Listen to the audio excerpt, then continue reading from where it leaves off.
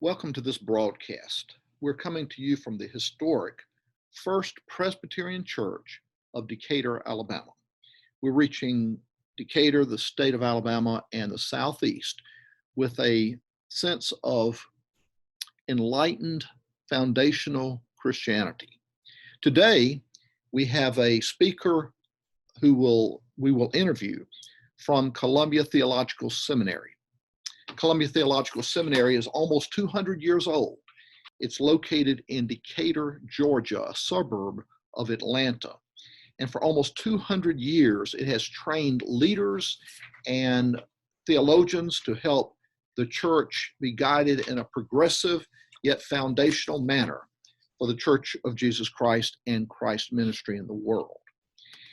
Some of the notable people who have taught or attended at Columbia Theological Seminary are Walter Brueggemann, Dr. Shirley Guthrie, and Dr. Charlie Cowser, both of whom I studied under, Dr. John Leith, prominent in Christian education, Reverend Peter Marshall, who was the very popular chaplain of the Senate.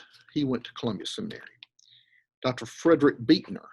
There are so many people who have studied and taught and been a part of Columbia's ministry, and they, by their impact, have influenced the Church of Jesus Christ in the 20th and even 19th centuries. So thank you for being here. And today we have Dr. Mark Douglas.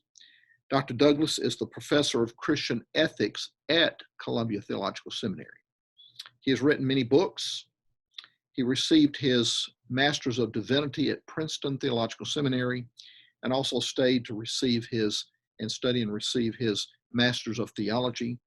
He ended up receiving his PhD from the University of Virginia. He's been associated with Columbia Theological Seminary since 1999 and is currently the professor of Christian ethics and the director of the seminary's Masters of Divinity program. So we welcome Dr. Mark Douglas to talk today about Christian ethics. Well, thank you for being here. And Dr. Douglas, first, you've written and studied ethics, and you've written countless books.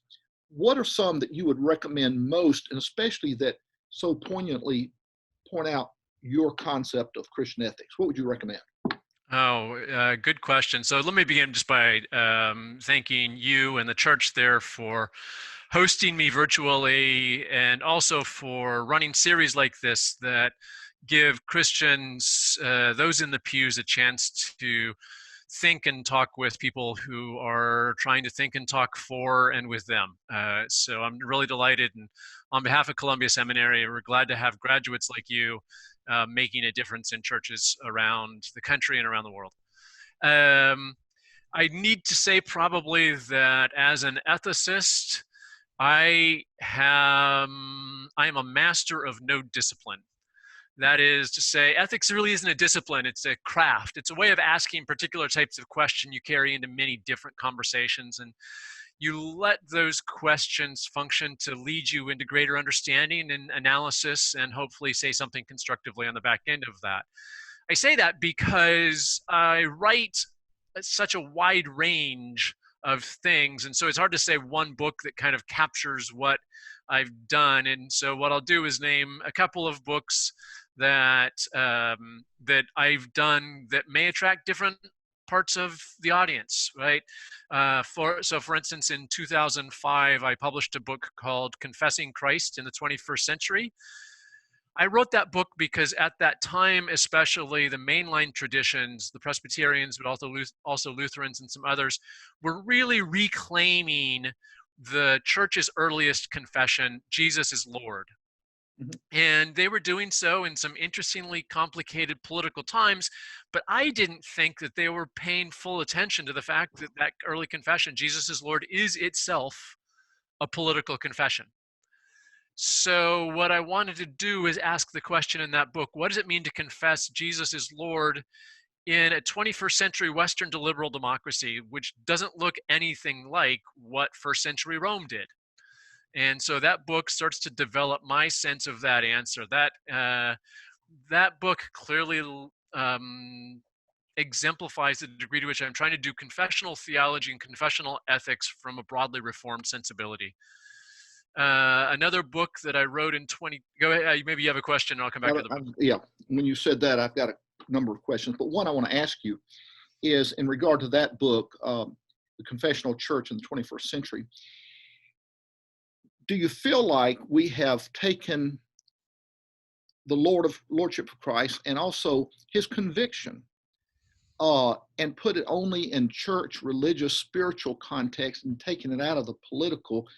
As I recall, he was crucified as much for current political reasons, for insurrection. As far as do you feel like we're using language and are taking this and setting it into a religious sphere and keeping it distant from the political sphere? Good question. So I'm going to speak off the top of my head on this, and if you ask me again in 45 minutes, I may have a different answer, but we'll live with that. Rather than saying that we have put taken the confession and taken Jesus' lordship and what he said and just placed it in an ecclesial rather than a political sphere, I'd say we've separated those two sensibilities out: the confessional quality of believing Jesus is Lord and the political implications of following what Jesus has called us to do. And we've separated them out such that some Christians are really good at one. They're all about, confession and celebrating Jesus' lordship in the church and maybe in their personal lives, but they don't want it to get too busy, too far into their politics. Other Christians have taken Jesus' commands, taken Jesus' wisdom, and a wisdom that can only be born by the virtue of the fact that he is the second person of the Trinity to have any type of impact. And they have carried that into the public sphere and are working for matters of the pursuit of social justice and racial reconciliation, etc., without necessarily also carrying that strong confessional quality in. So the result is that you get this church that kind of is Janus-faced, that it faces two directions but hasn't figured out how to see both sides as coming together. You get a very politically engaged church in some places without a lot of ecclesial depth, and you get a very ecclesiologically engaged church in other places without a lot of public witness. And part of our task is to bring those together. Cool. Okay. And another book you were about to mention. Right. So another book that's out, which is also for a kind of a wider ranging audience, is a book I wrote that came out in 2010 called Believing Aloud: Reflections on Being Religious in the Public Square.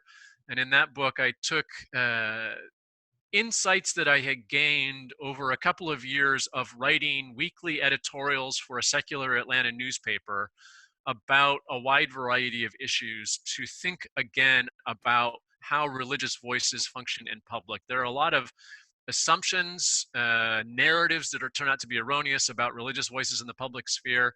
And I wanted to suggest that at least my experiences suggested that there were different ways of understanding what it meant to be religious in public, even as it re-signaled and re-signified the importance of carrying religious voices into the public sphere. And so there again, that good reform sensibility I have of kind of your vocation is to go out and make a difference in the world, and God is calling you to that vocation, whether you're a minister or a medical doctor or nurse or a truck driver or a home health worker or whatever. That these are important vocational things, and they are public things as well. So that was another book. Both of those are pretty accessible. If you want to go a slightly different direction, I was one of the associate editors for the Feasting on the Gospels series, which is I don't see any of them on your bookshelf behind you, but I wouldn't be surprised if you panned out that I could actually see maybe some of the Feasting on Gospels or Feasting on the Word series, which were theological, homiletical, pastoral, and exegetical reflections on all the passages in the four Gospels. So those texts tend to be more, they tend to get used more either by pastors who are getting ready to preach on something or for people of faith who want to read devotional literature. So there's kind of a range of things that your folks would be interested in. None of that touches where my current work is, but my current work right now is written more toward the academy than it is toward folks in the pews. Mark, do you, on a day-to-day basis, do you understand the impact that you have on the church? You've written books, you're teaching, you've had an impact on me, and I've known you just a year or two. Does it resonate with you how you're um, mining the gold of wisdom and ethics pays off when ministers, and well, one, they become ministers out there are trained, and you teach them, and then they go out and they do their thing. Does that resonate with you, the impact you have? Yeah, sometimes when you hear those stories about your graduates who have gone off to do important things, and sometimes they're even nice enough to name you in the middle of that. So sometimes you do get that. Sometimes you just trust that you've made a difference. The reality, especially of publication, is that most of us, just by virtue of the temporal distance between when you write something and when somebody reads something, Mhm. you might as well be writing and casting things into a black hole. It's rare that you actually Yeah. see the product of what you've written bearing fruit in a way that's clearly what you did. Sometimes that happens. It's not very frequent. It's enough to keep you going if that's what's motivating you along the way. I Well, like to think I'm making a difference, and sometimes I really wonder how much of a difference I'm making. So I just well, carry both of those at the same time. We'll call that hubris and humility in mixed parts. well, let me say personally, the trip that you took us to New York and Washington, and opening the door to understand the plight internationally of the displaced people, that has been profoundly uh, impactful for me, and through me, this church, and hopefully whatever else I'm doing. So thank you from my standpoint, and thank you for what you're doing. Well, you're welcome, and thank you for pushing forward something that could have just died the last day of class. It made an impact. Um, let me ask, turn our attention a minute, and ask you about this. In ethics, in a general sense, I view ethics as trying to live out a certain situation with certain principles in mind. And I'm often wondering, it seems to me that some people start with the situation and then try to find an applicable principle. Other people kind of start with the principles and then say, how therefore do we live? Is there a methodology that's recommended by you on how you deal with daily ethical decisions or systemic issues and the ethical principles? Is there a methodology? Well, Richard, I don't want to date you, but you just kind of dated yourself by virtue of that, in the I'm sense sure. that at the point when you were doing your studies, Yeah. there was a huge debate within Christian ethics, especially about the relationship between situations or Mhm. context and principles. Some people were arguing that you start with principles and you apply them to situations. Other people are saying you start with situations and you discern your way through, hopefully with some principles along the way. Right.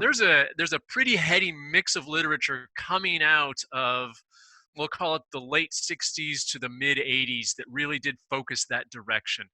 Since that time, there's been some reflection, at least in kind of the guilds I work with Christian ethics, that that debate was probably a little bit misplaced, or at least it was too narrowly framed. What gets left out of that, for instance, that debate, for instance, was a deep attention to virtue and the development of character, such that when you are faced with particular concerns, issues, it's not simply a matter of figuring out what the principle is. It's a matter of having the type of character that understands the situation in the first place to be meaningful in one way or not another way.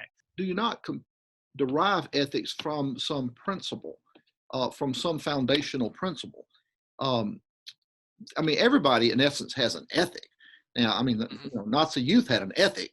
It was just formulated on certain premises that I think most of us today would agree are unbiblical and not righteous. But you have to start with ethic. I mean, it seems to me you have to start, at least look at the principles reflected in the actions to critique it. Is that correct? Well, yes, and is my answer to that Okay. question. One of my baseline commitments is a theological, profound theological commitment to the belief that God has never left us bereft of God's self, and God continues to work in the world.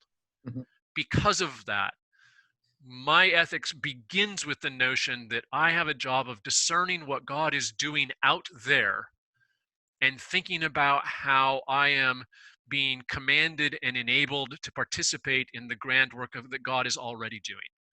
So a big part of my ethic starts with discernment, rather than here's a set of rules that I have that I must obey and figure out how to apply the rules. Cool, cool. And I think I have the same principle, but I probably use terminology that's 30 or 40 years old. Um, let's turn our attention to two situations. One is the pandemic, and not this, I don't want to look at it systemically. I want to ask a question about the mom and pop churches. And I say mom and pop, I mean small operations.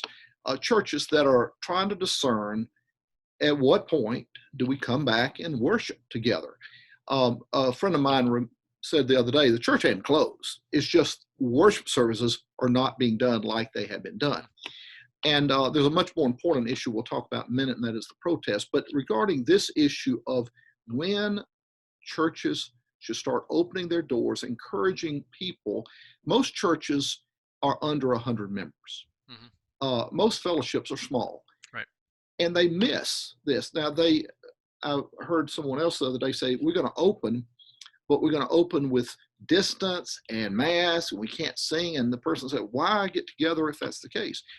What's some wisdom you would pass along to some of these churches trying to discern at what point, what barometers should guide us in opening our doors to coming back and gathering in that way for worship? Sure, great question. So let me highlight a couple of authorities that I think churches need to be paying attention to. One of them is certainly making decisions based on a best available science. The science on masks, for instance, seems fairly clear, right? If you are near somebody who is COVID positive and they are not wearing a mask and you're not wearing a mask, there's about an 18% chance of contracting it after a short period of time. And obviously, the longer you're around them, the more likely it is. If you're both wearing masks, the chance of contraction drops fivefold. Right? So that's just kind of what science has revealed to us. So if churches are in a hurry, and we can ask the question, should they be in a hurry to gather physically again, then at very least, the questions of what are the appropriate precautions that they ought to take so that as they worship together the way they want to do, they are not violating commitments to love God and neighbor in the process. So one, pay attention to good science. Don't be driven by either political motivations or emotive needs. Pay attention to kind of what wisdom has shared along the way. So I think that's the first thing to say. The second thing in the middle of that is to pay attention to the fact that in a culture where so much is politicized, and now a culture in which mask wearing is politicized, for instance, in which testing has been politicized, to recognize that the church's politics cannot look like or be bound by the civic politics and debates of civic politics of the day. That is, if the reason a church is reopening is because the people that it likes and agrees with in society are saying to reopen, it's got a problem. That's not the people it should be going to along the way. So I think that's the second thing. The third thing it needs to pay attention to is what are a church's own deepest and most significant faith commitments, and how do they manifest? There is an important place for religious liberty. There is an important place for religious freedom. But for Christians, that's not a theological claim. It's a political claim that makes their theological claims increasingly meaningful. So when we're making decisions about how to move forward and whether to reopen churches, those decisions should not sound like we're free to do what we want, because we have never been free to do what we want. That is heresy. Instead, we are charged, we are being commanded, and we are being enabled to respond to what God is doing.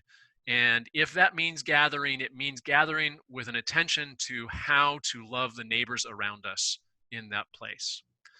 From my opinion, in a time when much is getting thrown into the air, and I am first to admit that I would like to be able to gather with my friends and colleagues in physical spaces and worship together. Part of what we're seeing is that the church is open and it is bigger than physical gathering places. In fact, I think I was talking with a friend the other day who sings in a church choir, and she expressed just this deep longing to be able to gather with friends and sing together again. And I said, don't you see, that's an eschatological longing. What you're longing for ultimately is what the kingdom of God is going to be like, where we are collectively gathered to sing praise to God. That is kind of the end of Revelation. That's what's happening. So rather than try to have that desire, that longing satisfied now to gather together with friends to sing collectively, treat it as a longing that helps you understand what it means to long for the kingdom of God. Great, great. Scott Peck was very influential in my earlier years, and he wrote a book, The Road Less Traveled, is probably the most popular book. But in there, he describes discipline as delayed gratification. Yeah. And I think about, we're called to be disciples, disciplined followers of Jesus. And I guess this is a time where we've got to be disciplined. Delayed gratification. Delay now for a greater gratification later, when we can join and sing together when no one will be at risk of that joining. Right. That this is something I'll probably broadcast to our presbytery, because I think you will put that succinctly.